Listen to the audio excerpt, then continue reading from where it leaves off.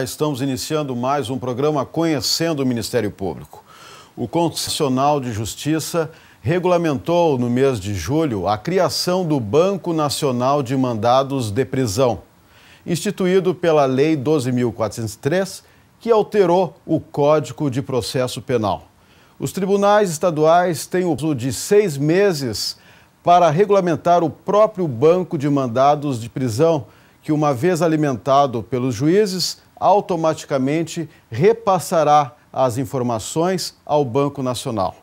Para abordar o tema, temos o promotor de justiça Charles Emil Machado Martins, que atua na cidade de Voti, e o delegado de polícia Eduardo de Oliveira César, titular da DP de Capturas de Porto Alegre. Senhores, é um prazer tê-los aqui conosco no programa. Eu vou iniciar com o Dr. Charles, querendo saber como o Ministério Público recebeu a aprovação pelo Conselho Nacional de Justiça desse banco de dados de foragidos. Olá, Marco. Olá, delegado Eduardo. O Ministério Público, ele recebeu de uma forma bastante receptiva essa agilidade do Conselho Nacional de Justiça em implementar esse cadastro visto pela Lei 12.403. Pois a questão da Lei 12.403, que recebeu muitas críticas antes de ela entrar em vigor, é realmente o pós-lei, a interpretação que os tribunais darão para esta lei. Conforme a interpretação, ela poderá ser mais ou menos benéfica para os interesses que o Ministério Público defende, e bem como a agilidade na implementação das medidas e na fiscalização das medidas que essa lei criou. Então, esta agilidade do Conselho Nacional de Justiça em já criar este banco e dar um prazo de 6 meses para que os tribunais se adaptem e criem o seu próprio banco, deve ser louvável, né? De elogios, e penso que o Ministério Público deve fiscalizar para que essa determinação do Conselho Nacional de Justiça seja implementada em âmbito nacional e em âmbito estadual da forma mais rápida e da forma mais segura possível. Ok. E a Polícia Civil Gaúcha, mais precisamente, a Capturas, como recebe essa criação do banco de dados, delegado Eduardo? Olá, Marcos. Olá, doutor Charles. Então, realmente, com relação a esse novo artigo 289-A da Lei 12.403, que alterou o Código de Processo Penal, dá uma nova estrutura, não só à Polícia Civil, mas também a todas as polícias civis dos estados da Federação e na captura de foragidos, né? É muito importante porque hoje, durante uma barreira policial, online, nós poderemos verificar nesse Banco Nacional de Mandados se o indivíduo está foragido, né? O que hoje nós temos apenas conhecimento dentro do Rio Grande do Sul, né? Na pesquisa desses indivíduos, né? A nível nacional, nós temos também um banco de dados, que é o Infoseg, né? Mas como a lei prevê essa alimentação de todos os tribunais de justiça, então esses estarão atualizados, com fotos, né? E vamos prender com mais eficácia ainda esses indivíduos que são procurados pelo sistema prisional, né? Indivíduos que cometem crimes gravosos, que por onde passam eles deixam seus atos de violência, inclusive em crimes indivíduos de um estado cometem crime em outros estados da federação, e ali eles ficam homiziados, tranquilos, porque cada estado atualmente tem o seu banco de dados, né? Então a Polícia Civil vê com uma ótica altamente positiva, né, essa implementação, que se dará em 6 meses, né, data que entrou em lei. O Conselho Nacional de Justiça achei muito ágil, porque durante a vacatio legis, já no próprio dia 4 de julho, já havia sido regulamentado a Banco Nacional de Dados, né, a nível nacional. Então, agora os tribunais de justiça, né, irão providenciar esses mandados de prisão para que seja alimentado esse banco de dados. Então, nós estamos aguardando aí com bastante ansiedade, né? E a polícia só tem a aplaudir. Ok.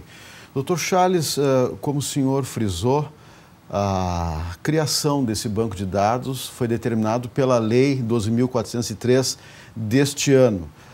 Com a criação desse Banco Nacional, acredita que haverá uma maior troca de informações, uma maior integração entre os órgãos de justiça e segurança?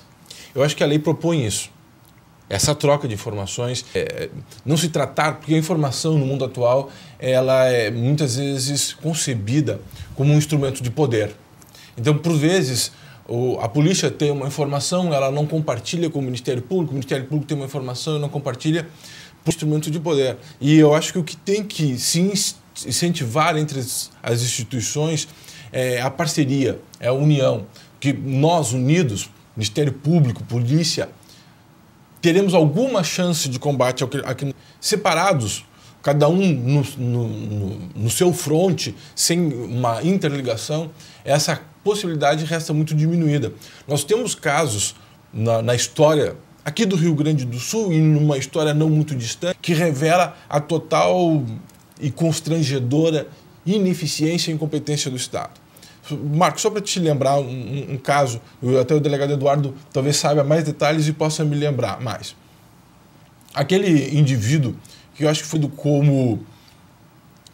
tarado de soledade, um maníaco de soledade. É um indivíduo que havia violentado várias crianças ali naquela região de Soledade, Passo Fundo.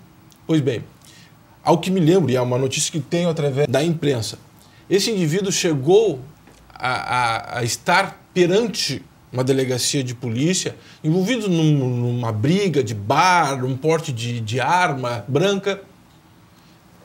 Ele esteve lá, foi ficado uma delegacia de polícia no estado do Rio Grande do Sul e ele tinha contra ele um mandado de prisão pelo estado do Paraná.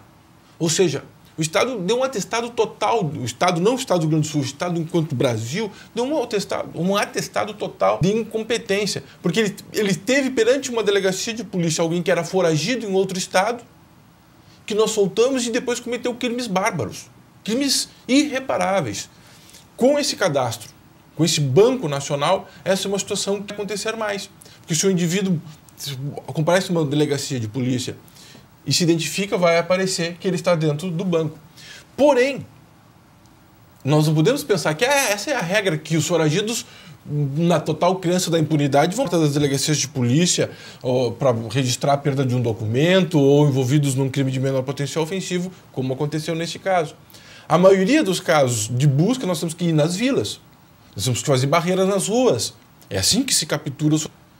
Mas o que o Poder Executivo Estadual, o que os poderes executivos em âmbito nacional darão para as polícias para que possam fazer essa missão?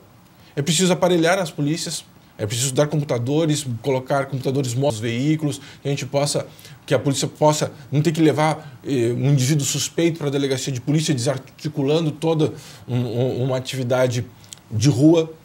Então é isso que eu estava falando anteriormente. A Lei 2.403, ela não é porque ela é uma lei feita por homens, e nada do que é feito por homens é perfeito, é tudo falível. Mas com um esforço de interpretação dela pelo Poder Judiciário, direcionando a interpretação para que ela atenda os interesses da sociedade e, sobretudo, o interesse do Poder Executivo em implementar, fazer com que as medidas ali previstas saiam do papel, ela poderá ser uma mudança benéfica. Claro. Delegado Eduardo, para a polícia, a atuação de um banco com amostras de DNA de pessoas foragidas também seria importante, principalmente para evitar a questão de pessoas com nomes iguais, pessoas com o porte físico semelhante? Sim, é muito importante isso aí, ter esse perfil genético, né, alimentado também num banco de dados.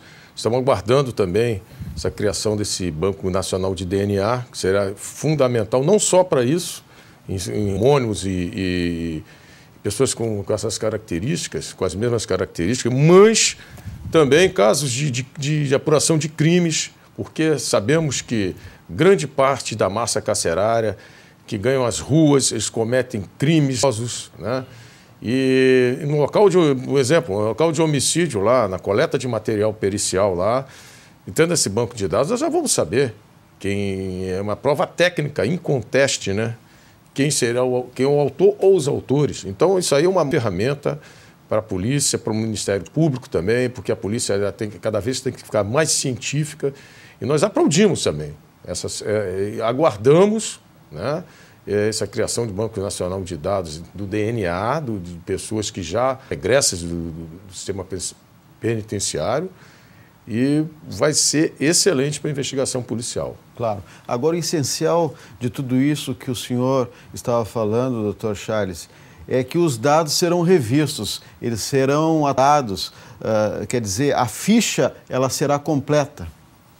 Pois bem, essa é uma questão assim, que vai necessitar interesse, denodo daqueles que terão a atribuição de alimentar o cadastro. Às vezes a gente tem a impressão, pode ser só uma impressão, o delegado Eduardo pode até me dizer se é uma impressão falsa ou não, é que o Estado, como um todo, e em especial o Poder Executivo, eles não têm interesse que o processo penal funcione, que a investigação policial funcione. Por que é essa falta de interesse? A sensação que se tem às vezes é porque se o processo penal, se a polícia funcionar, nós prenderíamos muito mais pessoas. Mas não funcionando, como atualmente acontece, ou pelo menos não funcionando ao contento, as penitenciárias já estão abarrotadas. Então, a impressão que se tem é que o processo penal é feito para não funcionar. Então, esse é o grande temor que o Ministério Público tem e que ele incentiva a sociedade que fiscalize, que cobre dos seus deputados, dos seus governantes. O inicial é fazer que essa lei saia do papel e haja uma fiscalização concreta e uma implementação desses cadastros. Eu costumo dizer, nós estamos agora falando de um cadastro de DNA. A gente não tem sequer um cadastro de digitais. É sabido e consabido, a maioria dos criminosos, dos crimes patrimoniais, são reincidentes. Eles passam pelas penitenciárias. E lá, eles são submetidos, pelo menos no central, a uma identificação datiloscópica. Se nós tivéssemos um cadastro de digitais, a maioria dos crimes contra o patrimônio seriam facilmente elucidados. Claro, mas hoje o que acontece, Marco? Tu sabe, não sei se tu sabe. Primeiro, nos crimes contra o patrimônio é raríssimo nós fazermos uma coleta digital. Se houver violência contra a pessoa, e nem sempre. Fazendo a coleta digital, para haver um confronto, não há um cadastro informatizado. É preciso haver um rol de suspeitos que se vá lá no Instituto de Identificação, pegue as fichas de papel desses indivíduos e se confronte visualmente a digital coletada na cena do crime com a digital do indivíduo identificado lá. Então isso é um absurdo, isso é uma coisa, não sei se da Idade Média, uma coisa que não funciona num mundo informatizado, onde que você coloca qualquer informação no Google, você sabe tudo de tudo, nós não conseguimos isso. Então eu tenho um certo receio de que esse cadastro nacional de DNA vai ficar no papel. Claro. Agora, já que o senhor